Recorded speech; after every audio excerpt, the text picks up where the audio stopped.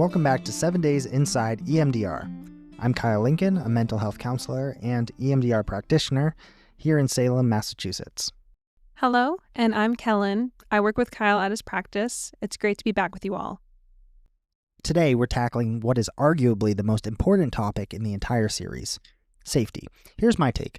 I think we need to have a very honest conversation about the real fears people have when they approach working on their trauma.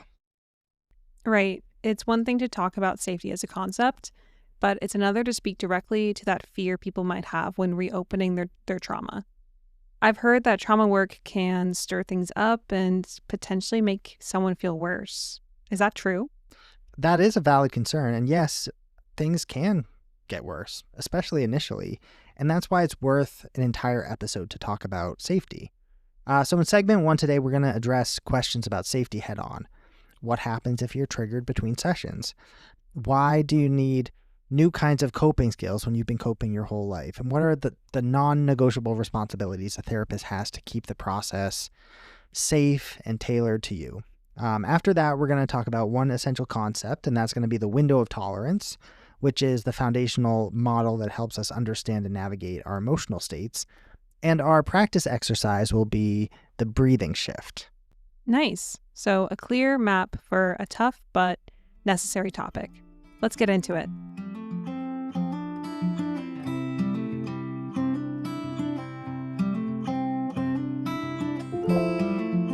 An important question we have to ask in trauma work is whether we are ready to face whatever comes up.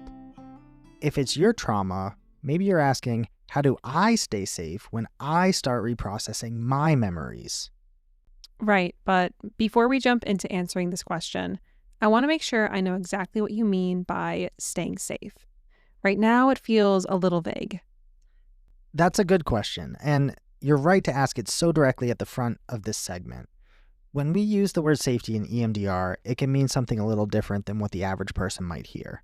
For many people, hearing safety immediately brings to mind the most serious risks, like the risk of suicide or fire setting, running away, maybe having a manic episode or driving drunk. And while preventing any kind of serious harm is the absolute non-negotiable bottom line, the way we achieve that in EMDR is by focusing on safety in the process itself. So, when I talk about safety, I'm referring to the clinical procedures and the guardrails designed to keep the work from becoming overwhelming, or perhaps in the most direct synonym, re-traumatizing. Okay, yeah, that makes sense. So how do therapists and counselors make sure that doing EMDR isn't re-traumatizing? Okay, yes. So we ensure safety through 3 foundational pillars, and these are actually built into the therapy themselves. So first is through preparation, second through careful screening, and third through proper closure. The first pillar is that we practice skills before we ever start memory work. The second means that we complete mandatory screenings initially, and we monitor clients throughout the process. The third means that a client is always in control of the pace, and they can stop at any time. It's my job to match the therapy to their level of stability, especially towards the end of every session. Oh, so the first pillar is about resources, like kind of what this whole series is about. Isn't that what phase 2 is in EMDR? Exactly. Before we approach any difficult memory, we spend as much time as needed teaching and practicing specific skills to make sure you can manage whatever comes up. This always includes foundational techniques like deep breathing, diaphragmatic breathing, or developing that personalized, calm, safe state that you can go to in your mind. We don't really move forward in EMDR until both of us, both me and the client, are confident that they have a reliable toolkit to keep them grounded. So it's like you're packing the safety equipment before the journey even begins. And it's not just, here are some skills, good luck. No, it's like, let's build these skills together and let's practice them until we're both sure that you're ready. So prior to EMDR, almost always people learn to cope in ways that maybe avoid or wall off pain in order to just function and survive. And these actually aren't the kinds of tools that EMDR uses or teaches. For some people, this therapy, for the first time, asks them to do the opposite of what they're used to turn and face the memory in a controlled and safe way. And so it can actually heal. That requires, I think, different kinds of coping tools, not for avoiding or distracting, but for staying present and for actually living through pain. All right, so the first pillar is creating a toolkit. What's the second pillar? The second pillar is on the therapist. It's careful and continuous screening for vulnerability. A therapist has a responsibility to conduct a thorough history at the beginning, to identify factors that might make the process riskier. And we assess, things like life crises, lack of social supports, and especially the presence of things like dissociative disorder, which requires a much slower and more specialized approach. And I'd say this screening ensures that the therapy is tailored specifically to your needs, your stability, and your speed. Wow, yeah, and that's so big because it's not a one-size-fits-all process. So you, 1, prepare, and 2, you screen. What's the third pillar? Okay, so the third pillar is present in every single session. So you use formal closure at the end of every session. Because memory work can stir things up, I'd say it's a non-negotiable rule that in EMDR that you don't leave the office in a highly activated state. I mean, I remember being on a crisis team once and had a therapist disclose to me that they'd just been to therapy, they were working on trauma, and they were really joking, like, oh, you've just worked on trauma. Great, now go and do crisis work. And he was just joking, like, how do I transition from being in this place, this highly activated state where I'm processing some of the hardest things that have ever happened, and just kind of wipe off any tears in my eyes and take a deep breath and go on with the rest of my day. I mean, that's part of this third pillar. Like, that closure means we have to be attuned to those kind of things so that a person leaving the office is back in equilibrium before they walk out the door. I'd say this is especially important if the memory isn't fully processed, because it can help contain the material and manage any emotional carryover until we meet again. Yeah, no, that's huge because you don't want people leaving feeling like they have these, I don't know, like almost like open wounds, and now they're out of the counseling office, out of the therapy office, and they're kind of left like astray. Good luck with it. Right, yeah. So that's definitely huge. And I was wondering if we could also talk about the fear of things getting worse. Is that what happens when this preparation phase is rushed? Yes, but all three of these things are guardrails in a way. They all have their eyes attuned to this question of, is this process safe? So yeah, in my experience, things can get worse when a therapist opens the door to trauma before a client has a solid plan, if they don't actually do proper screening, if they're not doing closure at the end of session, activation is still present when they're walking out the door. And, my DBT mind would say we have to be realistic. Triggers will happen. Triggers are part of the experience of people with trauma, but let's also make a plan for it. See, both things can be true.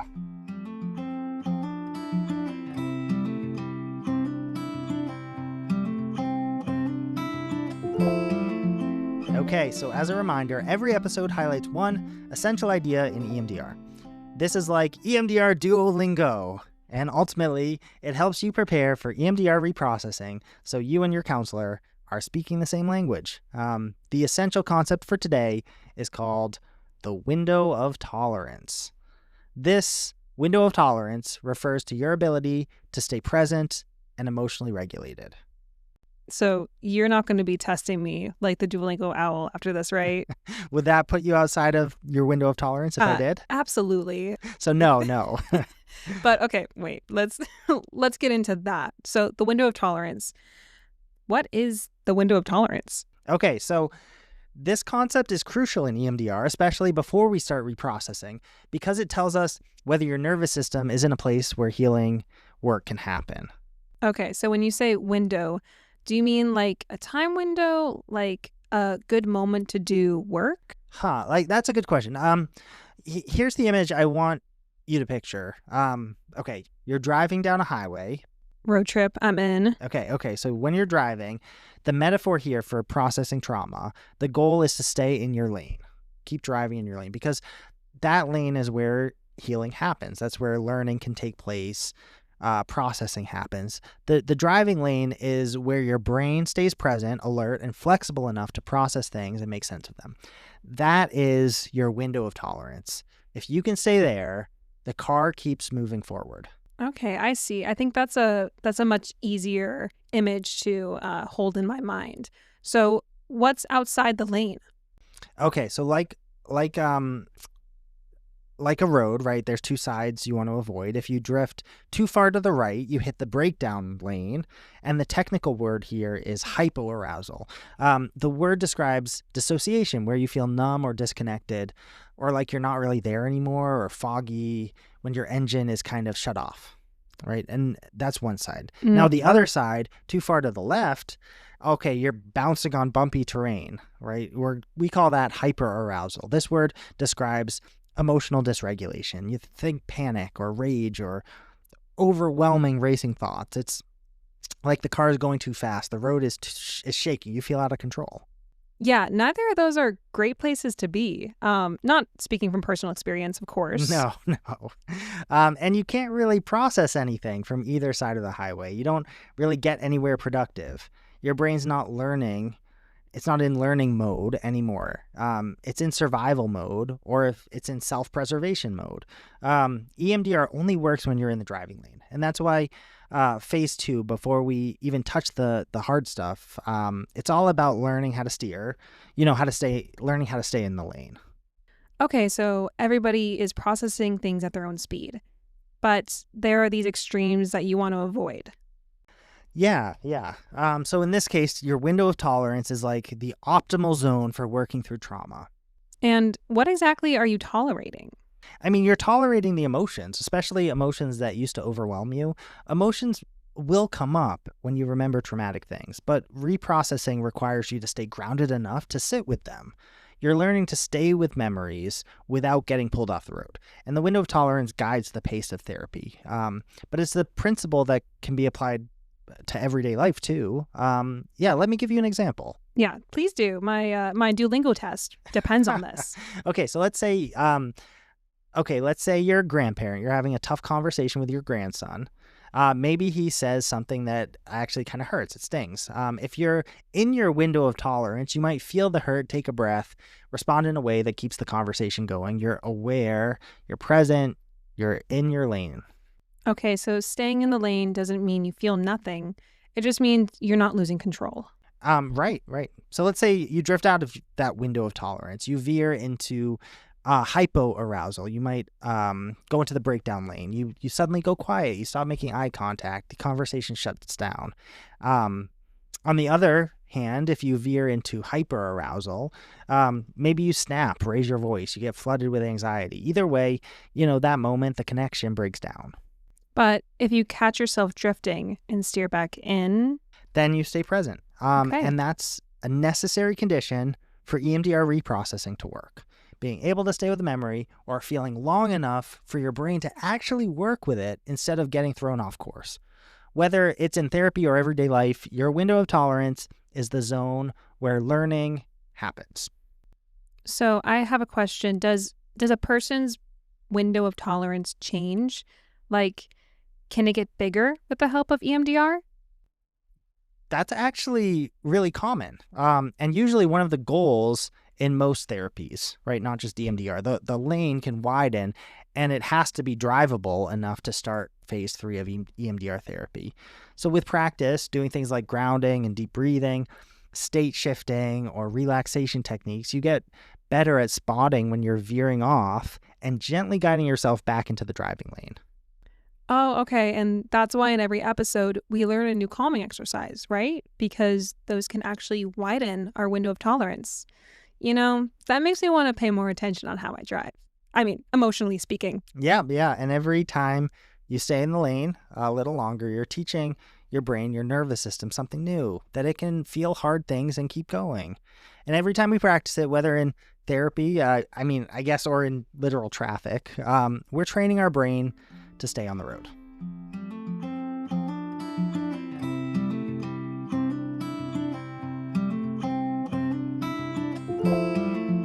And it's time for this week's skill. What are we learning today? Today's practice is called breathing shift. It builds on something we tried earlier in the series, diaphragmatic breathing. In that one, we focused on counting and our posture and really training the body to relax. Breathing shift is about shifting. It's a way to help your body become more grounded in the present, especially if you're feeling mildly off or carrying tension. And like the other skills in the series, it's not about pushing the feelings away. It's about shifting your attention from your affect, your emotional, overwhelmed state, into something that's more sensory and perceptual and intentional. Okay. So it's kind of like helping your body remember that it's safe. Yeah, exactly. This exercise is one of the ways to help your nervous system get there. Okay, so let's try it. If you're listening and able, go ahead and settle into your seat and just let your hands rest wherever they fall naturally. And start by bringing to mind a memory that feels good, something warm or positive or safe. It doesn't have to be big, just a moment that carries a little spark of peace or gratitude or connection with others. So Kellen, what comes to mind for you? And it can be anything. Yes, yeah. The first thing that came to my mind was, I think a hot meal, like a hot meal shared with the people I love. Okay, good. So notice where your breath seems to start when you picture that memory. Okay, so give it a minute. Don't just change anything. Just observe. Is it in your chest or your belly or your throat? So wherever you feel it starting, place one hand there gently over that spot and let your breath move naturally and just feel the movement under your hand for a few moments. You can breathe in and out. Okay, so now we'll make a temporary shift. So Kellen, bring up a memory that carries a low level of disturbance, nothing major, just a mildly unpleasant or unsettled moment, something you would rate like a 1 or 2 out of 10. Ooh, 1 or 2 out of 10. Probably a math test. If you were to put an algebra test in front of me right now, I'd probably start crying. Okay, that sounds like maybe more than a 1 or 2, but just picture that, and notice where your breath shifts to. Maybe it moves higher in your body, or you tighten a little bit. Okay, so let just breathe, notice, and place your hand on that new location. Okay, what do you notice? What's the difference? The location has shifted a bit. It was resting in my belly before, and now it's more tight in my chest. Like my breaths are quicker. Okay, good. Okay, so now let's go back. So move your hand intentionally to that first spot, to that one connected to your positive memory. And as you do so, intentionally breathe the way you were breathing then. And let that pattern just return.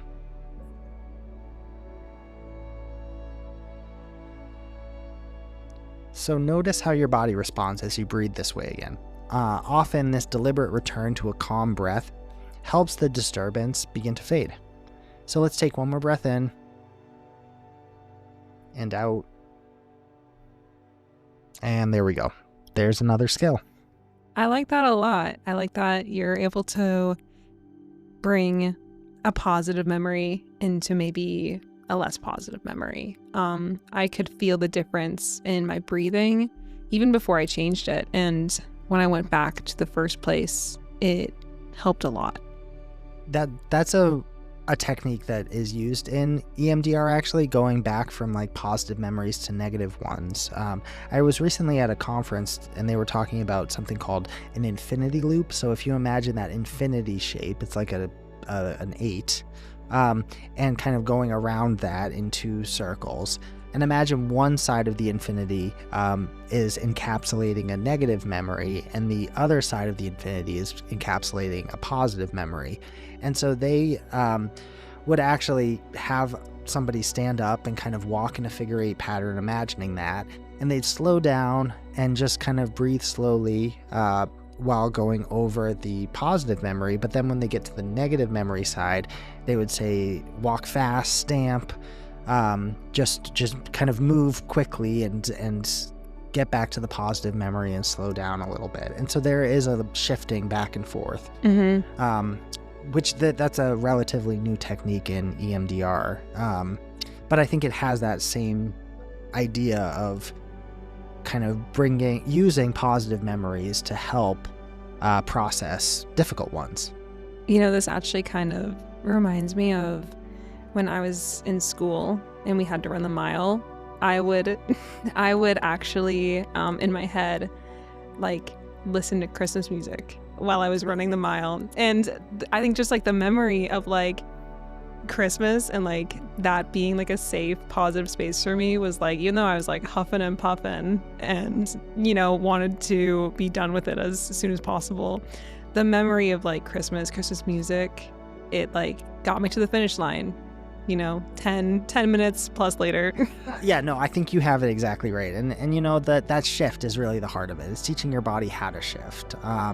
More importantly, we're anchoring that shift in something the client generates themselves. And that makes it portable. They can take it out of the session. They can use it in the week. Yeah, I liked this one. I mean, we've been doing a lot of the calming breathing exercises in the past, but this one was definitely more interactive than I thought it would be. Yeah, this is a great skill to practice when you feel mildly unsettled or even just disconnected from yourself or others. So listeners, try it a few times this week. The more your body learns that shift, the more easily it can access it when you need it most.